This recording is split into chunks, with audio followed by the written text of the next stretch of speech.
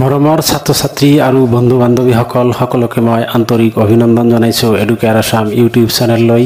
মই আজিৰ এই ভিডিঅ'টোত আসাম জাতীয় বিদ্যালয় ক্লাছ 4ৰ ইংৰাজী কিতাপৰ ৰিভিজন টেষ্ট 3 আলোচনা কৰিম। মই ইয়াৰ আগৰ পাঠবিলাক ইতিমধ্যে আলোচনা কৰি আহিছোঁ। যদি তোমালোকে সেইবিলাক ভিডিঅ' দেখা নাই তেতিয়াহ'লে প্লেলিষ্টত গৈ আসাম জাতীয় বিদ্যালয় ক্লাছ 4ৰ পৰা সেইবিলাক চাই ল'ব পাৰা। আজি তেন্তে আৰম্ভ কৰিছোঁ ৰিভিজন টেষ্ট 3। 1 নম্বৰত দিয়া আছে rewrite the following sentences in simple past tense. তলত দিয়া বাক্যবিলাক সিম্পল পাষ্ট টেন্সত পুনৰাই লিখা। এই নম্বৰত দিয়া আছে আই ৰিচিভ এ লেটাৰ ফ্ৰম হার। এইটো যদি আমি পাষ্ট টেন্সত লিখো তেতিয়াহ'লে হ'ব আই ৰিচিভড এ লেটাৰ ফ্ৰম হাৰ। মই তাইৰ পৰা এখন চিঠি পাইছিলোঁ। বি নম্বৰত দিয়া আছে they go to Kaziranga last month. এইটো যদি আমি শুদ্ধকৈ সিম্পল পাষ্ট টেন্সত লিখো তেতিয়াহ'লে হ'ব they went to Kaziranga last month. সিহঁতে যোৱা মাহত কাজিৰঙালৈ গৈছিল। চি নম্বৰত দিয়া আছে শি বৰো এ বুক ফ্ৰম দ্য লাইব্ৰেৰী। এইটো সিম্পল পাষ্ট টেন্সত লিখিলে হ'ব শি বৰোড এ বুক ফ্ৰম দ্য লাইব্ৰেৰী। তাই পুথিভঁৰালৰ পৰা এখন কিতাপ ধাৰে লৈছিল। ডি নম্বৰত দিয়া আছে উই এটেণ্ড হাৰ ৱেডিং লাষ্ট মানডে। এইটো শুদ্ধকৈ লিখিলে হ'ব উই এটেণ্ডেড হাৰ ৱেডিং লাষ্ট মানডে। আমি তাইৰ বিয়া অনুষ্ঠানত যোৱা সোমবাৰে উপস্থিত হৈছিলোঁ। ই নম্বৰত দিয়া আছে দ্য ষ্টুডেণ্টছ ৱাৰ্ক হাৰ্ড। এইটো সিম্পল পাষ্ট টেন্সত লিখিলে হ'ব দ্য ষ্টুডেণ্টছ ৱাৰ্কড হাৰ্ড। ছাত্ৰ ছাত্ৰীসকলে কঠোৰ পৰিশ্ৰম কৰিছিল। এফ নম্বৰত দিয়া আছে she listen to the beautiful song. এইটো সিম্পল পাষ্ট টেন্সত লিখিলে হ'ব she listened to the beautiful song. তাই ধুনীয়া গানটো শুনিছিল। জি নম্বৰত দিয়া আছে people see a tiger in the national park. এইটো শুদ্ধকৈ লিখিলে হ'ব people saw a tiger in the national park. মানুহসকলে ৰাষ্ট্ৰীয় উদ্যানত এটা বাঘ দেখিছিল। 2 নম্বৰত দিয়া আছে turn the following sentences into interrogative and negative. তলত দিয়া বাক্যবিলাক ইণ্টাৰোগেটিভ বা প্ৰশ্নবোধক আৰু নেগেটিভ বা নহয়বোধক বাক্যলৈ পৰিৱৰ্তন কৰা। এই নম্বৰত দিয়া আছে আই ড্ৰিংক মিল্ক। মই গাখীৰ খাইছিলোঁ।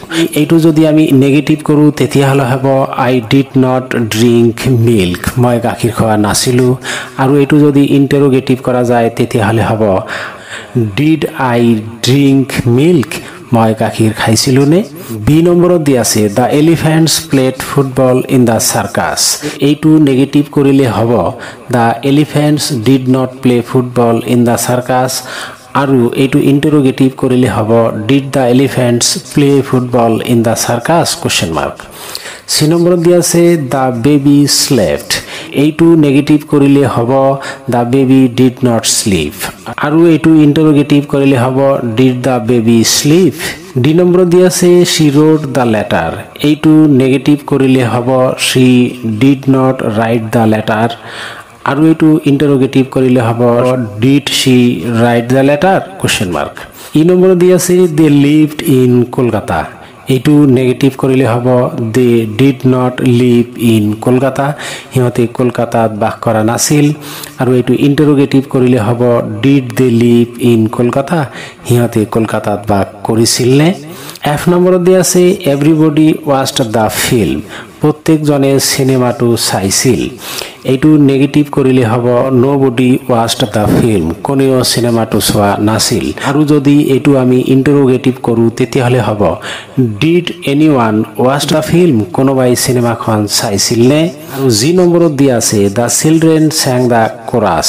এইটো যদি আমি নেগেটিভ কৰোঁ তেতিয়াহ'লে হ'ব the children did not sing the chorus. ল'ৰা ছোৱালীবিলাকে একেলগে গান গোৱা নাছিল।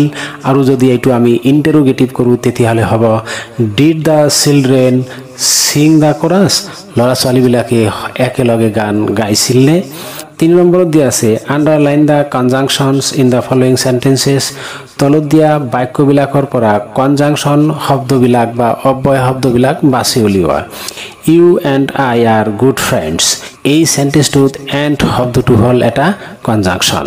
বি নম্বৰত দিয়া আছে it is true or it is false.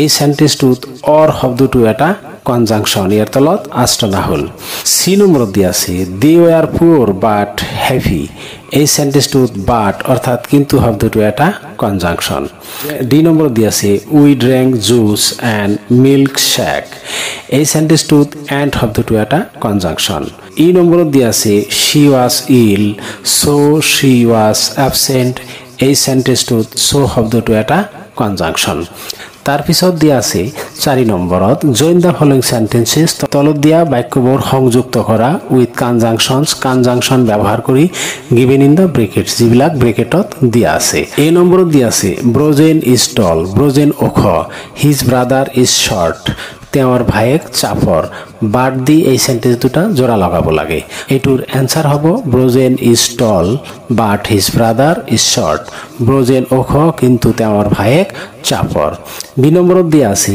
He is ইল তেওঁ বেমাৰী হি ক্যানট কাম টু স্কুল তেওঁ স্কুললৈ আহিব পৰা নাই এই সেন্টেন্স দুটা সো ব্যৱহাৰ কৰি সংযুক্ত কৰিব লাগে বা এটা বনাব লাগে এইটো সো ব্যৱহাৰ কৰি সংযুক্ত কৰিলে হ'ব he is ill so he cannot come to school তেওঁ বেমাৰী গতিকে তেওঁ স্কুললৈ আহিব পৰা নাই সি নম্বৰত দিয়া আছে জুৰি লাভস ফ্ৰুট জুইচ জুৰিয়ে ফলৰ ৰস ভাল পায় she also loves milk shake packet দিছে এন্ড ব্যবহার কৰি এই বাক্য দুটা সংযুক্ত কৰিব লাগে answer Juri loves fruit juice and milk shake জুৰিয়ে ফলৰ ৰস আৰু গাখীৰৰ শৰবত ভাল পায় ডি নম্বৰত I may buy a red frock I may buy a blue frock either or ব্যবহাৰ কৰি সেন্টেন্স দুটা সংযুক্ত কৰিব লাগে আই may buy a red frock মই এটা ৰঙা ফ্ৰক কিনিব পাৰো আই may buy a blue frock মই এটা নীলা ফ্ৰকো কিনিব পাৰো অৰ ব্যবহাৰ কৰি সংযুক্ত কৰিব লাগে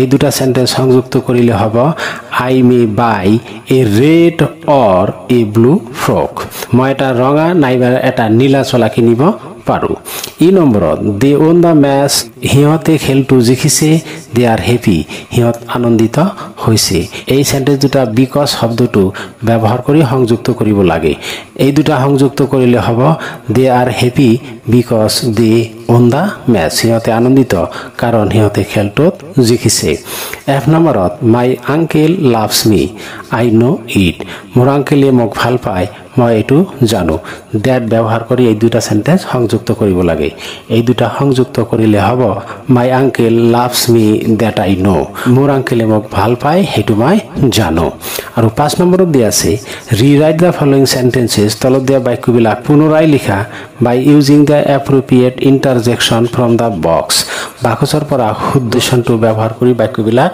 নতুনকৈ শুদ্ধকৈ লিখা এই নম্বৰত দিছে dash I have cut my finger এই সেন্টেন্সটো ইন্টাৰজেকশন ব্যবহাৰ কৰি লিখিলে হ'ব oh I have cut my finger ইয়াত ওহ ব্যবহাৰ হ'ব বি নম্বৰত দিছে dash what a beautiful house is কি ধুনিয়া ঘৰ এইটো ইন্টাৰজেকশন ব্যবহাৰ কৰি শুদ্ধকৈ লিখিলে হ'ব wow what a beautiful house it is C number দিছে dash it is a sad news এইটো ইন্টাৰজেকশন ব্যবহাৰ কৰিলে হ'ব alas it is a sad news দুই নম্বৰ দিছে dash they lost the match এইটো ইন্টাৰজেকশন ব্যবহাৰ কৰি লিখিলে হ'ব house they lost the match এইটো কি হিহতে খেলটোত হাৰিলে ই নম্বৰ দিছে dash our cricket team has won এইটো ইন্টাৰজেকশন ব্যবহাৰ কৰি লিখিলে হ'ব hurrah our cricket team has won আমাৰ ক্ৰিকেট টিমটোৱে জিকিছে এফ নম্বৰ দি আছে dash how do you do এইটো ইন্টাৰজেকশন ব্যবহাৰ কৰি লিখিলে হ'ব hello how do you do হেৰা তুমি কেনেকুৱা আছা মৰমৰ ছাত্ৰ ছাত্ৰী আৰু বন্ধু বান্ধৱীসকল আজিৰ এই ভিডিঅ'ত ৰিভিজন টেষ্ট 3 ৰ বিষয়ে আলোচনা ইমানখিনি যদি তোমালোকৰ ভিডিঅ'টো ভাল লাগিছে ভিডিঅ'টোত এটা লাইক কৰিবা বন্ধু বান্ধৱীলৈ শেয়াৰ কৰিবা আৰু যদি তুমি এই চেনেলত নতুন আৰু চেনেলটো এতিয়ালৈকে সাবস্ক্ৰাইব কৰা নাই তেতিয়াহ'লে চেনেলটো সাবস্ক্ৰাইব কৰি নোটিফিকেশন বেল আইকনটো প্ৰেছ কৰি ৰাখিবা যাতে ইয়াৰ পৰৱৰ্তী ভিডিঅ'বিলাক এৰি দিয়াৰ লগে লগে তোমাৰ ওচৰত নোটিফিকেশন গৈ পায় আৰু ভিডিঅ'টো তুমি লগে লগে পাই যোৱা ধন্যবাদ জয় আই অসম।